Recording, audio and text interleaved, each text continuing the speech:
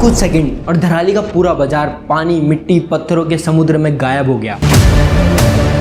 Hotel, दुकान, सड़क सब एक भयानक लहर ने निगल लिया। लेकिन सबसे बड़ा सवाल ये खड़ा उठता है, क्या ये बादल फटने की वजह से हुआ या फिर इसके पीछे कोई और कारण है? क्या सरकार हमसे कुछ छुपा रही है? आइए जानते हैं आज की इस वीडियो में। तो नमस्कार दोस्तों, मेरा नाम है अभिनव और मेरे यूट्यूब चैनल में आप सभी का बहुत बहुत स्वागत है। उत्तरकाशी में बादल फटने से जबरदस्त तबाही हुई। धराली बाजार पूरी तरीके से वहां तबाह हो गया है। उत्तराखंड के उत्तरकाशी का नीचे हमारा होटल था, ये घर था 2 मंजिल, जिसमें हमारा सब चीज था। हमने अपने लिए कुछ भी नहीं बचा। मेरी बेटी ने पति खोया, 5 दिन से मेरी बेटी को कल अकेला भेजा जा रहा था। वो लड़ी झगड़ी कि मुझे अपने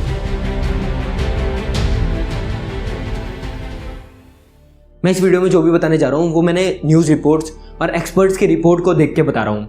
कुछ भी चीज़ अपनी मर्जी से नहीं बोल रहा हूँ और सब चीज़ों को आप जाके एक बार रीचेक कर सकते हैं। लिंक मैंने डिस्क्रिप्शन में दे दिया है। 5 अगस्त 2025 को उत्तराखंड के उत्तरकाशी डिस्ट्रिक्ट में एक छोटा सा लेकिन बहुत मशहूर गाँव धराली, जो कि हरसिल के पास 8600 फीट की ऊंचाई पर टूरिस्टों का एक फेवरेट स्पॉट था। लेकिन उस दिन के लगभग 1:30 बजे वहां पर एक ऐसी घटना हुई जिसने गांव का पूरा नक्शा ही बदल दिया। अचानक से कुछ ही सेकंड्स में वहां पर एक भयानक फ्लैश फ्लड धराली के बाजार और आसपास के होटल पर टूट पड़ा। खीर गंगा नदी, जो कि धराली के ऊपर से बहती थी, उसमें अचानक से पानी के साथ मिट्टी, पत्थर और लकड़ी के बड़े बड़े टुकड़े आने लगे, जो कि एक काला सुनामी जैसा बन गया, जो कि अचानक से ऊपर से नीचे आया और देखते ही देखते सड़कें, बिल्डिंग्स और सारी दुकानें अपने साथ बहता ले गया। इस तबाही में कम से कम 5 लोगों की जान चली गई है और कुछ रिपोर्ट्स के हिसाब से 100 से ज़्यादा लोग मिसिंग हैं। शुरुआत में टीवी चैनल्स और न्यूज़ पोर्टल्स ने ये बताया है कि ये बादल फटने के कारण से हुआ है, लेकिन जब एक्सपर्ट्स ने डेटा को देखा तो तस्वीर कुछ और ही निकली। साइंटिस्ट का कहना है ये गोल्फ के कारण हुआ है, जिसका मतलब होता है ग्लेशियर लेक आउटब्रस्ट फ्लड, जिसमें पहाड़ों के ऊपर बर्फ और पानी की झील बन जाती है और अचानक से फट जाती है। लेकिन कुछ एक्सपर्ट्स का ये भी कहना है कि ये सिर्फ गोल्फ के कारण नहीं हुआ, बल्कि ये हुआ है लैंडस्लाइड, ग्लेशियर का हिस्सा टूटना और पानी के सडन रिलीज से, जो कि ये सब मिलकर एक बड़ी तबाही लेके आया।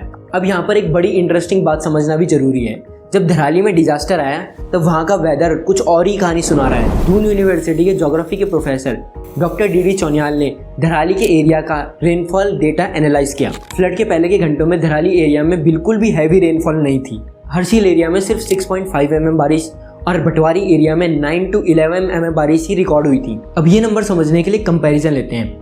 बादल फटने के लिए आपको 1 घंटे में 100 mm बारिश चाहिए होती है। मतलब कि धराली में जो बारिश हुई वो बादल फटने का 10% भी नहीं थी। इसका मतलब सिंपल शब्दों में समझे तो ये बादल फटने के कारण से नहीं हुआ। डॉक्टर चौनियाल के कंक्लूजन में भी यही निकला कि ये डिजास्टर बादल फटने के कारण से नहीं, बल्कि ग्लेशियर की झील फटने के कारण से आया। ग्लेशियर पॉन्ड या ग्लेशियर लेक, ये हिमालय के चोटियों में जब पानी और बर्फ का झील जमा हो जाती है, ये उस समय से होता है जब ग्लेशियर से पानी धीरे धीरे मेल्ट होता है और इस झील में जमा होते रहता है। उसे ग्लेशियर लेक और ग्लेशियर पॉन्ड भी कहते हैं। इसे एक तरह का नेचुरल डैम भी बोल सकते हैं, जो कि पत्थर, मिट्टी और बर्फ से बनता है। और जब ये अचानक से टूट जाता है तो ऐसी ही डिजास्टर लाता है। और धराली के केस में भी सेम ही हुआ।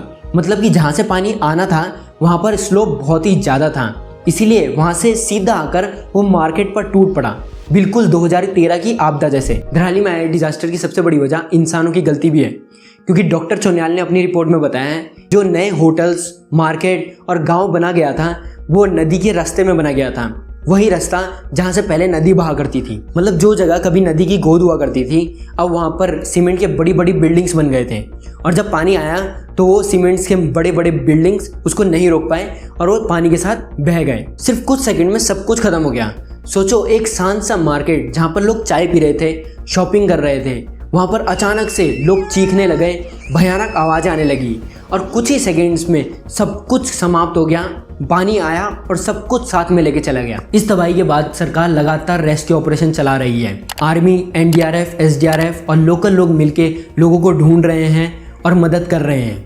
लेकिन सवाल यह है कि अगर यही काम पहले किया गया होता, सैटेलाइट मॉनिटरिंग से वाटर लेवल को पहचाना गया होता या फिर लोकल कम्युनिटीज़ को इस चीज़ के लिए ट्रेन किया गया होता, तो आज इतने घर बर्बाद नहीं होते, इतनी जिंदगियां नहीं जाती। और ऐसा नहीं है कि ये पहली बार हुआ है। स्विट्जरलैंड जैसे देश में भी ऐसे ही माउंटेन फ्लड्स आते हैं, लेकिन वहाँ पर local community based disaster team बनाई जाती है।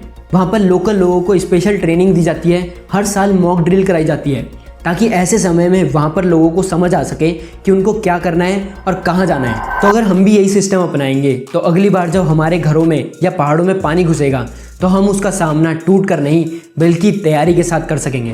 तो दोस्तों आज की वीडियो के लिए बस इतना ही। अगर आप लोगों को मेरी वीडियो पसंद आई हो तो इस चैनल को सब्सक्राइब जरूर करिएगा और एक प्रार्थना करिएगा कि धराली ट्रेजेडी में जो भी पीड़ित हैं उनको भगवान इस मुश्किल समय में सहारा और हिम्मत दोनों दें। मैं मिलता हूँ आपसे ऐसी किसी नई वीडियो में, तब तक अपना बहुत बहुत ख्याल रखिएगा। बहुत बहुत धन्यवाद। जय हिंद, जय भारत, जय उत्तराखंड।